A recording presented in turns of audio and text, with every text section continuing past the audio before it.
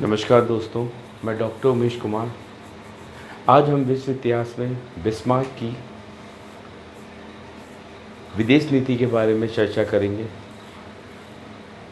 जो टॉपिक पिछली बार मैंने उपनिवेश साम्राज्यवाद और बिस्मार्क की विदेश नीति, ये हमारे प्रथम विश्व युद्ध को तैयार करने के अंदर अग्रिम भूमिका निभाएगी। बिस्मार्क हमने पिछले जब जर्मनी का एकीकरण हुआ था तब मैंने बताया था, विलियम चतुर्थ जो पर्सा का सम्राट था, उसने एकीकरण का मुकुट पहनने से मना कर दिया था। उसके बाद इसका भाई विलियम प्रथम जो एक दूरदर्शी शासक था, उसको योग्य चांसलर के रूप में आपके बिस्मार्क मिलता है। बिस्मार्क ने कहा था, बिस्मार्क अपनी नीति लौह एवं रक्त की नीति के तहत जर्मनी के एकीकरण करने में सफल होता है। बिस्मार्क उस समय भी उसकी कूटनीतिक विचारधारा आपको देखने को मिलती है कि वो एक तरफ ऑस्ट्रिया से संधि करता है, दूसरी तरफ नेपोलियन फ्रांस के शासक नेपोलियन तृतीय से संधि करता है और तीसरी तरफ इटली के काबू से। और जब जब उसको जिस योजना को उसको क्रियान्वित करना होता है, वो किसी को नहीं पता होता है कि वो किसके साथ है, किसके साथ नहीं है। ये कूटनीतिक विशेषज्ञता आपको बिस्मार्क में देखने को मिलती है। वो तीन तीन बॉलें एक साथ लेके चलता था, जब जिसकी जरूरत पड़ती वो उसे फेंक देता था। तो इस प्रकार की जब ये नीति बिस्मार्क ने की, तो बिस्मार्क ने अपने किसी सक्सेसर उत्तराधिकारी तैयार नहीं किया कि वो भी इस तरह की नीति का इस्तेमाल कर सके। इस वजह से बिस्मार्क के अंत के बाद जर्मनी के अंदर इस प्रकार की हमें विदेश नीति या ऐसा सफल व्यक्ति हमें देखने को नहीं मिलता। बिस्मार्क का जो विदेशी नीति थी, जर्मनी के एकीकरण के पश्चात 1870 से लेकर 1890 तक इसकी विदेश नीति कार्यरत होती है। बिस्मार्क अपनी दूरदर्शिता के लिए प्रसिद्ध था। बिस्मार्क को जर्मनी के एकीकरण ने ये बात समझा दी थी कि ब्रिटेन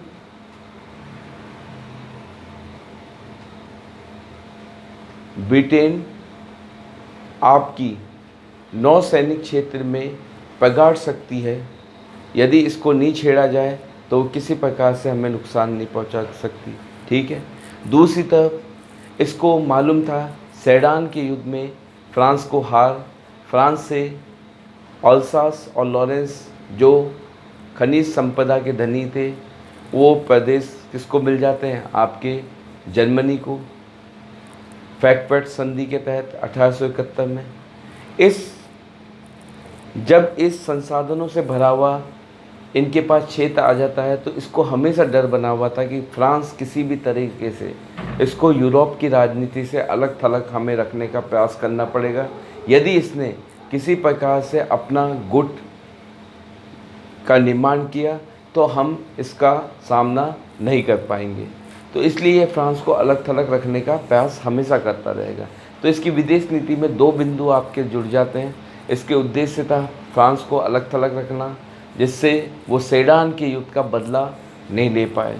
दूसरा, ब्रिटिश यानी यूरोप के अंदर, यूरोपीय महाद्वीप में अपने जर्मनी की प्रतिष्ठा को इतना सुदृढ़ बना के रखना कि कोई भी यूरोपीय शक्ति उसके खिलाफ किसी प्रकार का गुट या गठबंधन नहीं मिला है जो उसके विरोध में चले, यानी सैन्य शक्ति के रूप में अपने आप को बड़ा दिखा के रखना। ठीक है। अब ये उद्देश्य में कुछ हद तक सफल भी होता है। कुछ इतिहासकार बोलते हैं हाँ ये सफल है, कुछ कहते हैं कि नहीं है। जब तक बिस्मार्क के पास विदेश नीति का संचालन का कार्यभार रहा, तब तक उसने अल्पकाल के लिए ही सही, लेकिन फ्रांस को यूरोप की राजनीति में अलग थलग ही स्थापित करने में सफल रहा और जर्मनी को साम्राज्यवादी नीति में न डाल के आंतरिक क्षेत्र के अंदर सीमित करके रखा। लेकिन दीर्घकालीन अवस्था में हमें देखने को मिलता है कि यही फ्रांस गठबंधन की राजनीति के तहत संधियां करता है। संधियां करने के बाद इसका यूरोपीय शक्तियों के साथ संपर्क, उसके बाद ट्रिपल आतंक के रूप में आपको प्रथम विश्व युद्ध के अंदर इसका गठबंधन देखने को मिलता है। दूसरा, यह युग औद्योगिक क्रांति का युग था, जिसमें वो राष्ट्रवादी तत्व, वो उग्र राष्ट्रवादी तत्व और पूंजीवादी वर्ग जिसने जर्मनी के एकीकरण में बिस्मार्क का साथ दिया था, उनको निराशा लगती है बिस्मार्क की विदेश नीति से, क्योंकि उसने साम्राज्यवादी नीति को त्याग दिया था। अब इस वजह से वो इसका विरोध प्रदर्शन करते हैं, विरोध करने का प्रयास करते हैं, क्योंकि उनको अब इसका साम्राज्य विस्तार चाहिए था। अब इसमें हमने पिछले लेक्चर के अंदर मैंने बताया बिस्मार्क ने किस प्रकार यूरोप का युद्धों की तरफ से ध्यान हटाने का प्रयास किया, कि उसने बर्लिन कांग्रेस सम्मेलन में आपके अफ्रीका कॉन्टिनेंट का बंटवारा करने में बिस्मार्क का योगदान रहता है। ठीक है, बिस्मार्क हमेशा अपने पास कूटनीतिक के रूप में कई योजनाएं रखता था। जिस योजना की उसे ज़रूरत पड़ती उस समय उसका उपयोग कर देता है। ये आपने जर्मनी के एकीकरण में देखा है कि किस प्रकार उसने डेनमार्क से जब उसको क्षेत्र हॉलस्टीन और सेंसविक प्राप्त करने थे तब ऑस्ट्रिया के साथ, जब उसे फ्रांस से संधि करनी थी तो राइन क्षेत्र उसको देने का वादा, फिर लास्ट के अंदर आप देखते हो ऑस्ट्रिया के पतन करने के लिए उसका साथ देता है। तो इस प्रकार की कूटनीतिक से ये बिल्कुल धनी था, और इसमें सबसे बड़ी बात है सक्सेसर नहीं अपना तैयार किया था। उसके बाद जब शासक चेंज होता है, शासक आ जाता है इस टाइम आपके क्रेसर, वो इसके विपरीत सोचता है और इसकी नीतियों को समाप्त करता है। ठीक है, और वो अपनी नवीन नीतियाँ स्थापित करने का प्रयास करता है। उसकी नीतियाँ बेडोल, जो आने वाले प्रथम विश्व युद्ध की चेतावनी दिखा देती है। विलियम केसर ने ऐसी नीतियाँ स्थापित की जिसकी वजह से प्रथम विश्व युद्ध की पृष्ठभूमि तैयार होती है। उसने इसके विपरीत साम्राज्यवाद की नीति को प्रेरित किया। इसने रूस की अपेक्षा आश्वासन की संधि को निकारते हुए इसने क्या किया, आपके रूस के साथ नया गठबंधन करके ऑस्ट्रिया के साथ गठबंधन किया। इस वजह से इसकी प्रतिद्वंदी शक्तियाँ ट्रिपल अंतात के रूप में तैयार होती है 1907 के अंदर। इधर जो बिस्मार्क की नीति थी उसके तहत आपके ट्रिपल अलायंस के रूप में तैयार हो जाती है एक शक्ति। ये दोनों शक्ति प्रथम विश्व युद्ध के अंदर आपको लड़ती भी दिखाई देगी। इन शक्तियों की ये जो अतांत ग्रुप बनाता, ये गठबंधन बनाता, अब ये सैन्य और साम्राज्यवादी नीति की तरफ उत्साहित थे। प्रथम विश्व युद्ध कोई युद्ध नहीं था, युद्ध की अपेक्षा ये उत्साह का कारण था। यानी अब सैनिकों में ये बल था और उनको लोगों का समूह का भी बहुत सपोर्ट था कि आप युद्ध कीजिए और हमारे राष्ट्र का नाम रोशन कीजिए। इनको ये पता नहीं था कि ये युद्ध इतने लंबे काल तक चलेगा, 1914 से लेकर 1919 तक, और इसके अंदर इतनी विध्वंस घटनाएं देखने को मिलेगी। ठीक है, अब बिस्मार्क की विदेश नीति की मैं बात कर रहा हूँ। बिस्मार्क इसका उद्देश्य क्या था? 1870 से लेकर 1890 तक के कार्यकाल में इसने अपनी विदेश नीति प्रतिपादित की थी। इसका उद्देश्य था यूरोप की राजनीति के अंदर फ्रांस को अलग थलग रखना है। मैंने बता दिया, क्योंकि फ्रांस से इसने क्या, राइन क्षेत्र, अल्सास प्रांत, ये इनको मिल गए थे जो खनिज संपदा के धनी थे। यदि ये कभी छीन नहीं ले, फैकपॉइंट की संधि के तहत मिले थे, अब ये छीन नहीं ले, इसलिए इसको अलग थलग रखो, कोई गुट के अंदर शामिल मत करो, कल को ये मुझ पे हमला नहीं कर दे। तो एक मार्क्सवाद की वही कल्पना कि जब भौतिक पदार्थों पे व्यक्ति का अधिकार हो जाता है तो उससे उसे छीनने का डर लगा रहता है कि कल को ये मुझसे छीन नहीं जाए, तो इसलिए वो क्या करता है, उसका राजनीतिक, सामाजिक, आर्थिक, उसका क्या कर देता है, सांस्कृतिक ढांचे में परिवर्तन करता है। उसी प्रकार से ये करता है, ये फ्रांस को बिल्कुल अकेले धकेले की स्थिति के अंदर छोड़ के रखता है। आपने देखा बर्लिन कांग्रेस में फ्रांस की तरफ, फ्रांस ने जैसे उस पर अधिकार किया मोरक्को पे, तो इसने अपनी नीति वहाँ पे जारी की। तो इस वजह से ये आपको देखने को मिलेगा कि फ्रांस को ये अलग थलग रखने का प्रयास सदा करता रहता है। इसका दूसरा उद्देश्य था कि जर्मनी की विदेश नीति को इस प्रकार से संचालित करना कि जितने भी पड़ोसी देश हैं, जितने भी पड़ोसी राष्ट्र हैं, उन लोगों में ये भय का माहौल रहे कि नहीं, जर्मनी बहुत ज़्यादा ताकतवर है। तो इस प्रकार से वो किसी प्रकार के गुट का निर्माण नहीं करे, किसके विरुद्ध, जर्मनी के विरुद्ध। ये इसकी विदेश नीति के दो उद्देश्य लेके इसने चले। दो उद्देश्य के लेके चलने के बाद इसके कार्यक्रम आप देखिए किस तरह से। यूरोप की 5 शक्तियाँ थी, उसमें से ये 3 शक्तियों को अपने पक्ष में रखता था और 2 शक्तियों में से एक शक्ति को ये इतना करीब रखना पड़ता था कि कभी ज़रूरत पड़े तो ये अपनी तरफ उसे बुला सके। अब यूरोप की 5 शक्तियाँ, उसमें 2 शक्तियों की बात ये कर रहा है, रूस और ऑस्ट्रिया की। ऑस्ट्रिया और रूस, इन दोनों को ये अपना मित्र बना के रखना चाहता था। इसने प्रयास भी किया, लेकिन बाल्कन युद्ध की वजह से ऑस्ट्रिया और रूस के बीच में क्या होता है, टकराव रहता है। इस वजह से एक वर्ग को ये अपने साथ सम्मिलित कर पाता है। अब इसकी एक नीति थी कि अपने पास के पड़ोस को अपने साथ शामिल रखो, तो इसने इस नीति के तहत ऑस्ट्रिया को अपने पास रखा और रूस को इससे दूर रखा। तो ये एक संधि करता है, पहली करता है ऑस्ट्रिया के साथ, जिसमें आप 1879 में जर्मनी और ऑस्ट्रिया के बीच में संधि स्थापित हो जाती है।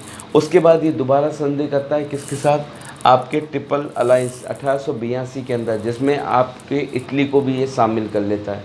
तो इटली, जर्मनी और आपके ऑस्ट्रिया, ये तीनों मिलकर ट्रिपल अलायंस का निर्माण करती है। ट्रिपल अलायंस का मतलब जो जर्मनी के सहयोगी थी प्रथम विश्व युद्ध के अंदर, आपको 1882 में ये सैन्य विस्तार प्रथम विश्व युद्ध का कारण बनता नजर आएगा। ठीक है, उसके बाद जर्मनी को, उसके बाद ये रूस को इसका सहयोग नहीं पड़ता, लेकिन रूस को ये आश्वासन की संधि करके रखता है 1884 की, जिसके तहत हाँ ठीक है, हम आपसे भी दोस्ती रखते हैं। ठीक, इस प्रकार की नीति लेके चलता था कौन, मैंने बोला ना कि ये एक साथ कौन सा 3-3, 4-4 उपाय लेके चलता था। जैसे मैंने बोला ऑस्ट्रिया से भी, जब एकीकरण के दौर में ऑस्ट्रिया से भी संधि, इधर आपके फ्रांस के साथ भी, इधर आपके इटली के साथ भी। अब किस बॉल को कब यूज़ करना है ये इस पर डिपेंड करता था। ठीक है, तो इसलिए यूरोप के अंदर 5 शक्तियों को इसने अपने पक्ष में रखने का प्रयास किया, जिसमें इटली भी आ गया। रूस को इसने आश्वासन की संधि के दौरान अपने साथ रखा, पुनः आश्वासन संधि के 1883 में। यानी ये जानता था कि रूस और ऑस्ट्रिया, इन दोनों को मैं इग्नोर नहीं कर सकता। यदि मैंने इनको इग्नोर किया तो मुझ पे क्या होगा, एक आपका गुट तैयार हो जाएगा जो इसके खिलाफ होगा, इसलिए इसने इसको बनाए रखा। दूसरा, जर्मनी को यूरोपीय सीमा में बांध के रखना, इसका उद्देश्य साम्राज्यवादी नीति को इसने त्याग दिया। अब इसने यूरोप को एक सीमा के अंदर बांध के रखा, इसने उसी सीमा के अंदर अपना कार्य क्षेत्र विकसित करने का प्रयास किया, लेकिन इसका आपको खामियाजा देखने को मिलेगा कि जो राष्ट्रवाद और जो आपका पूंजीपति वर्ग जिसने एकीकरण में सहयोग दिया था, अब वो इसके खिलाफ जाएंगे। वो बोलेंगे नहीं, हमें तो साम्राज्यवादी नीति का विस्तार चाहिए, एकीकरण मतलब आपको बंद अर्थव्यवस्था का विस्तार नहीं चाहिए। ठीक है, नए क्षेत्र में प्रसार चाहिए। उसके बाद ब्रिटिश नौसैनिक श्रेष्ठता को चुनौती नहीं, इसकी नीति का पॉइंट था कि ब्रिटिश नौसेना का कोई तोड़ नहीं है। नेपोलियन बोनापार्ट, जिसने समुद्र के दत्ते को से लड़ने का प्रयास किया, बाद में वो हार गया, कभी भी उसने समुद्री युद्ध नहीं किया ब्रिटेन के साथ। इसी प्रकार इसने सब पढ़ चुका था या इसको जानकारी थी, तो इसने ब्रिटिश से नौसैनिक में श्रेष्ठता का कोई भी ऐसा किया नहीं कि ब्रिटिश से इसकी प्रतिद्वंद्विता बने। इस वजह से इसने इसको त्याग के रखा, श्रेष्ठता को कभी चुनौती नहीं दी। लेकिन बोलते हैं बिस्मार्क अपनी विदेश नीति के अंदर आंशिक रूप से सफल हुआ। इसने फ्रांस को अलग थलग यूरोप की राजनीति से रखने में हमें सफल रहा और किसी प्रकार के कोई गुट का निर्माण अपने जर्मनी के विरुद्ध नहीं होने दिया। लेकिन ये अल्पकाल में तो सही था, लेकिन दीर्घ काल में जैसे जैसे परिस्थिति देश काल परिस्थिति के अनुसार औद्योगिकरण के कारण इसमें चेंज होना जरूरी था।